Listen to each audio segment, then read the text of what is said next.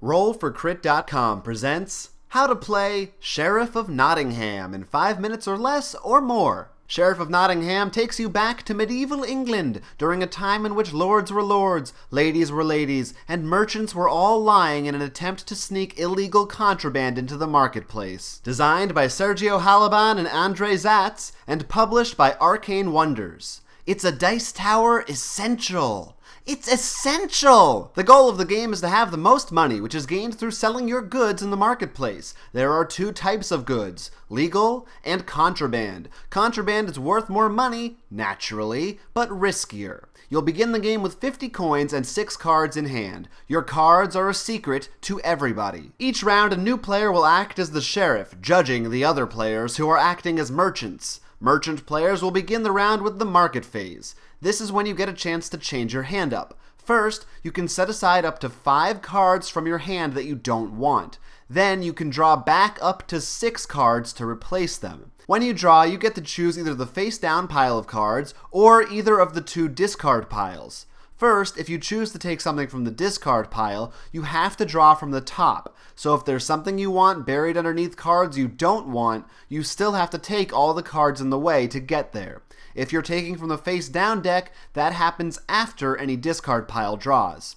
Once you've drawn back up to 6 from any of the piles, you take the cards you didn't want that you set aside earlier and add them to either discard pile of your choice. Now in Phase 2, the merchants decide what they want to try to bring into town to sell for the day. Whatever you decide to bring, you'll be putting inside of your personal cloth bag, and sealing with the fun little snap that it has. You must add between 1 and 5 cards to the bag. No more than 5 and at least 1. They can be of any type that you want in any variety, no restrictions. Make sure you don't let anyone else see what you chose. Now here comes the tricky part. Each player in turn tells the sheriff what they're bringing to market and hands the sheriff their bag. Hey sheriff, I've got 3 bread in here. Here's my bag. It would go like that. Players are allowed to lie about what is in their bag. Yes, you don't have to tell the truth about what you're trying to sneak in, but there are some rules. Number 1, you are only allowed to declare legal goods to the sheriff.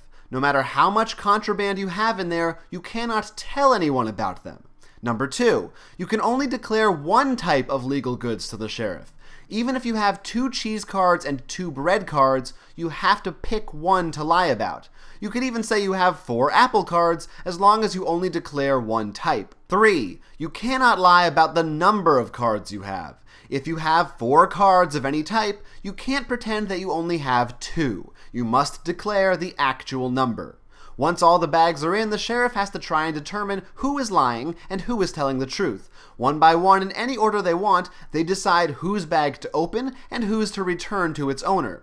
If a bag is returned to its owner, they get to sell whatever they had in there at market. Legal goods go next to their indicated section on the player board. At the end of the game, they're worth the indicated number of coins. Contraband goes at the top of the board face down. No one else can know what it is until the end of the game. If the sheriff opens the bag, things get interesting. If the player is caught with contraband, they must pay the sheriff a certain number of coins, indicated in the bottom right corner of the card, for each contraband and lied-about card that they tried to smuggle through. Those lied-about cards go to the discard pile. If there was anything else in the bag that was illegal and declared good, the player still gets to add those to their marketplace. However, if the sheriff opens a player's bag and that player was completely honest about what was inside, the sheriff instead has to pay the player a certain amount for each good inside. So as the sheriff, it's a bad idea to open every bag you come across. You really need to be sure about who's lying and who isn't. This part of the game is fairly open-ended. Players are free to argue and beg and plead as much as they want as to which bags they do or don't want the sheriff to open. In fact, a player can even offer the sheriff a bribe in exchange for letting their bag go free or to open someone else's bag.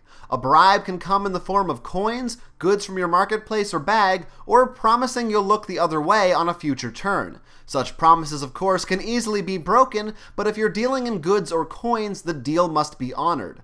Unless you offer the sheriff something from your bag that doesn't actually exist, then you're in the clear. Once all the bags are returned, a new player becomes sheriff and the market phase begins again.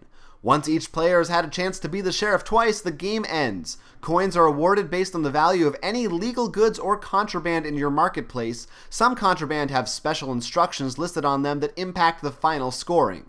You may also receive bonus points for having the most or second most of one of the 4 legal goods. It's possible to win this way while being totally honest, but a little extra something doesn't hurt. In conclusion, draw goods, choose goods, seal goods, try to sell some bread, get caught trying to sell mead, repent for your life of crime. That's Sheriff of Nottingham in a nutshell. Did you get all that?